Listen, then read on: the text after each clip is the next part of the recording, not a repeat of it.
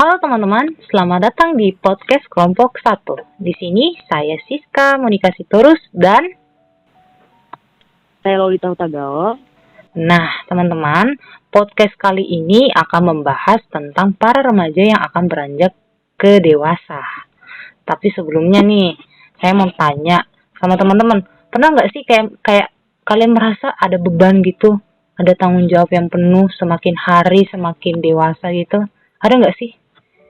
Kayak saya nih, kayak merasa semakin hari bukan makin enteng gitu badannya, kayak makin beban ada, capek ada, gelisah ada. Ya mungkin karena semakin bertambahnya usia kali ya. Tapi menurut Kak Lolita bagaimana? Kalau aku sih karena aku kan juga udah ngalamin itu ya. Jadi memang kayaknya kurasa kalau di awal-awal dewasa awal itu emang kita tuh rasanya hal-hal baru gitu loh. Jadi kayak ngerasa capek, ngerasa banyak banget beban, ngerasa banyak hal baru yang jadi tanggungan kita gitu. Aku ngerasain juga sih. Tapi kakak sadar nggak sih kalau apa yang kita rasakan ini ada dalam teori loh, ilmu perkembangan manusia. Kakak rasa nggak? Oh iya, Iya, apa aja tuh? ini loh tentang ilmu perkembangan manusia, yang mana tuh fase manusia dikatakan dewasa, tetapi belum dewasa itu pada dewasa awal ya, dikatakan dewasa awal gitu. Nah, kalau dewasa awal ini masanya itu dituntut untuk mandiri, bertanggung jawab, tindakan apapun yang kita harus lakukan tuh harus konsisten gitu deh, Kak. Terus dari masa peralihan remaja dengan dewasa itu cara berpikir kita itu dituntut harus kritis, harus rasional, harus sistematis gitu. Secara emosi juga belum stabil kalau masa dewasa awal itu, karena kita kan peralihan nih Kak. Menurut saya peralihan dari remaja ke dewasa, kayak masih kaget loh, kaget. Kita harus mengubah cara pandang kita terhadap keputusan, cara pandang kita terhadap tanggung jawab, terus terhadap lingkungan sekitar. Jadi masih dikatakan belum stabil lah. Nah, perkembangan ini juga ada kaitannya dan dikatakan sama tokoh psikologi Sigmund Freud. Beliau mengatakan bahwa pengalaman dari masa kanak-kanak awal hingga dewasa ada kaitannya dan berpengaruh bagi kehidupan masa depan tersebut. Kayak misalnya gimana kayak kita ke keluarga sama tempat tinggal dan pola asuh yang diterapkan orang tua. Jadi kita sedikit berubah gitu untuk cara menanggapi dan berpikirnya. Dan di sini juga ada teori dari James Marcia mengatakan bahwa krisis yang merujuk pada sebuah periode perkembangan identitas, di mana remaja berusaha membuat pilihan terhadap berbagai alternatif yang bermakna. Dan kedua, komitmen yang merujuk pada perkembangan identitas di mana remaja memperlihatkan investasi pribadi dalam hal yang hendak mereka lakukan. Terus nih, kalau di Erikson juga ada mengatakan bahwa tahap awal dewasa itu dimulai mencoba membangun hubungan, Kak. Jadi antara kita nih, contoh laki-laki dengan perempuan pasti ada membangun hubungan antar percintaan nih kan. Nah, semakin akrab mungkin bisa saja kita berpikir, oh ya ini kita kayaknya jatuh cinta deh gitu. Terus banyak bereksplorasi dengan relasi gitu. Tapi di tahap ini banyak insecure loh Kak. Kakak merasa nggak? Banget. Kalau perubahan kalau kita mulai dewasa tuh kita pasti banyak banget rasa insecure dari wajah. Biasa kalau cewek-cewek tuh ya, dari wajah, dari body, segala macam kita banyak banget rasa insecure, atau dari perkuliahan. Pasti kita banyak banget rasa kekurangan dalam diri kita. Kakak ada nggak sih satu pengalaman gitu yang membuat kakak merasa insecure gitu? Ada nggak? Ada sih. Lumayan banyak sih sebenarnya. Cuman yang banget membekas itu aduh maaf ya kalau aku curhat, Gak yang apa-apa. banyak membekas itu sebenarnya kalau aku insecure karena kegagalan sih. Iya. Kayak kegagalan, maksudnya aku tuh menurut ya di pandanganku aku adalah orang yang banyak banget gagalnya dalam kehidupan. Jadi aku kadang merasa insecure sama teman-temanku yang kok teman-teman aku udah tahapnya udah ini ya, teman-temanku kok bisa begini ya, teman-temanku kok bisa nyari duit sendiri ya sekarang, kok teman-temanku, pokoknya aku selalu insecure dan merasa bahwa aku tuh lebih terbelakang daripada teman-temanku dan teman-temanku lebih maju daripada aku. Dan aku ngerasain itu sih di dewasa awal, bahkan sampai ibaratnya di pertengahan juga aku masih merasa insecure. Oke. Tapi ya ya menurut aku ya, kalau aku karena aku udah menjalani ya aku ngerasa bahwa ya itu tuh proses setiap orang-orang tuh beda prosesnya. Mungkin kamu prosesnya begini, ntar misalnya kita mau ke jalan A nih, tapi proses aku lika-liku, proses kamu lurus aja, itu kan kita nggak ada yang tahu kan, karena proses setiap orang beda-beda dan semua tuh ada waktunya, kapan waktunya kamu sukses, kapan waktunya aku yang sukses. Jadi ya menurut aku sih kita nggak usah terlalu terpuruk. Sedih itu nggak apa-apa karena itu kan perasaan yang wajar, cuman jangan menjadikan sedih dan insecure itu jadi penghambat kita buat maju dan tetap mengejar cita-cita kita. Kayak gitu sih kalau menurut aku. Oke Kak. Terus Kakak, menurut Kakak nih, ada nggak sih pola pikir dewasa semakin hari, ada nggak di Kakak gitu? Atau masih terbelenggu di pola pikir remaja gitu? Maksudnya gimana nih? Ada nggak, maksudnya Kakak ada nggak pendapat Kakak kalau saya kayaknya pola pikirnya masih bukan dewasa deh kayaknya, atau enggak masih di remaja deh gitu? Oh ada sih, untuk beberapa case ada, untuk beberapa kasus tuh ada, kayak nggak semua sih ya, tapi beberapa kasus misalnya ada kasus ada terus aku berpikir, pemikiran aku masih aku ngerasa aku masih belia banget, masih remaja banget, yang dimana aku tuh masih mementingkan egoisme aku gitu sama emosi.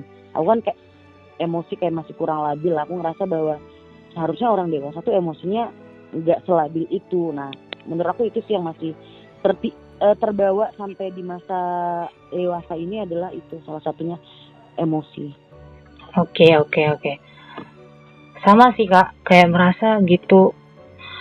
Saya rasa tuh sekarang tuh saya belum dewasa ya, menurut saya.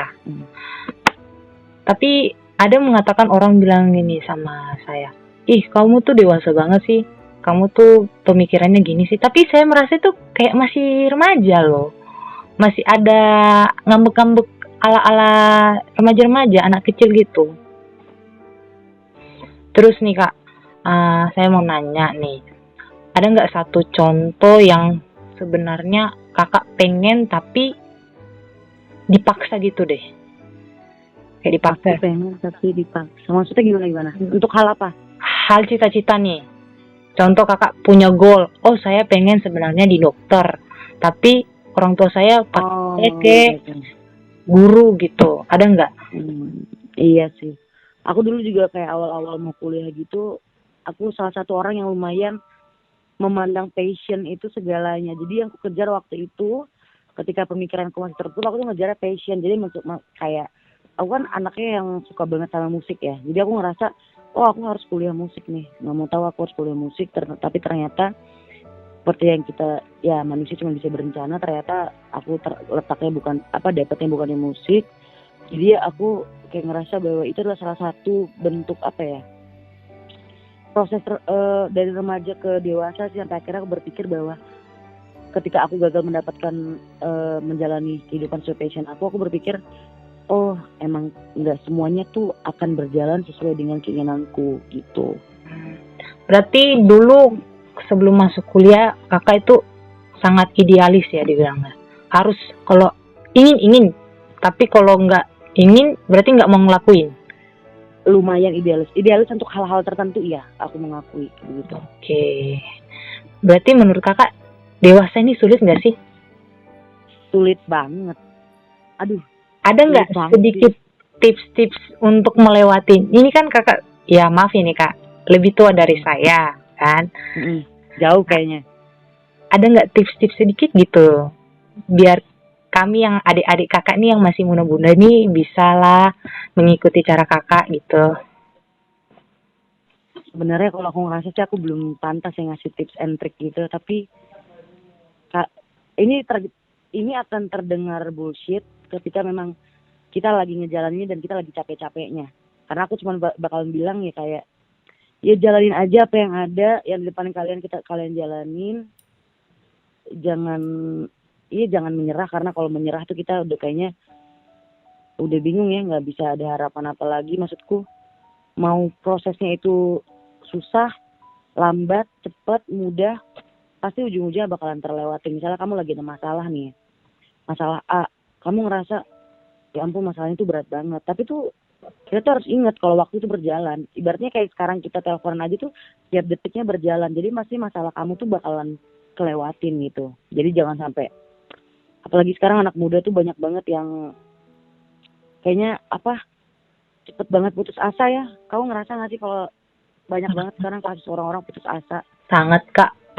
Iya, makanya apalagi jangan sampai ya amit-amit ada yang bunuh diri. Nah itu kan terlalu pendek. Maksudku kayak intinya semua orang tuh pasti mengalami hal yang sedih, mengalami struggle-nya masing-masing dan berbeda apa yang mereka perjuangkan. Tapi yang ingin kuingatkan adalah waktu itu berjalan terus. Jadi kamu tuh nggak mungkin akan di posisi itu terus. Makanya kamu harus tetap berjuang aja ngejalaninnya. Itu. Oke, tapi menurut aku nih ya Kak, menurutku tips and trik yang paling jitu untuk melewati semua itu adalah berdoa. Secapek-capeknya itu berdoa aja deh. Atau sebeban-bebannya kita, ya udah deh kita berserah aja sama Tuhan. Bilang Tuhan saya ada beban. Itu percaya deh. Kakak percaya nggak sih kalau kita berdoa itu kepada Tuhan kayak diringankan semuanya itu? Ada. Kalau aku ya, menurut aku itu akan, walaupun itu bukan jawabannya, tapi tuh hatinya plong aja gitu. Iya. Walaupun kayak nggak langsung ditunjukin, oh kamu ke jalan A, enggak. Tapi ya kalau kita sih percaya bahwa Tuhan ngasih jalan tuh pelan-pelan. Maksudnya nggak langsung disuapin hal itu gitu. Pasti dikasih jalan aja gitu. Iya. Terus aku punya motivasi nih kan. Kalau misalnya sudah sulit dewasa, aku kadang berpikir, ih capek banget sih. Tapi di hatiku mengatakan, but life just gone on gitu. Keep up, keep your hand gitu. Jadi harus semangat. Ingat kalau misalnya saya dilahirkan di dunia ini, berarti saya harus semangat menjalani dunia ini gitu. Ada tujuannya kita dilahirkan. Iya. Jadi pikiranku capek memang, badanku capek, banyak beban. Tapi ayo semangat, Siska semangat. Gak boleh mengeluh. Ngeluh bisa sih menurut saya, tapi jangan sampai berhenti gitu. Jangan sampai patah semangat. Boleh patah semangat, tapi harus bangkit. Bener gak sih Kak? Benar.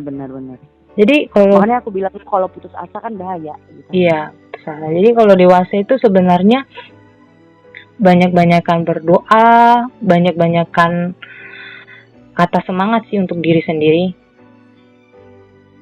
Terus motivasi diri sendiri lah. Iya. Jadi bagaimana Kak? Pembicaraan kali ini seru nggak sih sebenarnya? Sebenarnya seru ya. Cuman kayaknya kita kurang banyak narasumber biar lebih. Ya, apalagi ya namanya juga online ya, apa-apa sekarang terbatas. Iya, betul Kak. Yang ini sudah yang terbaik kita lakukan lah. Ini satu kali pertanyaan lagi Kak. Apa tuh? Ini kan di masa pandemi nih Kak.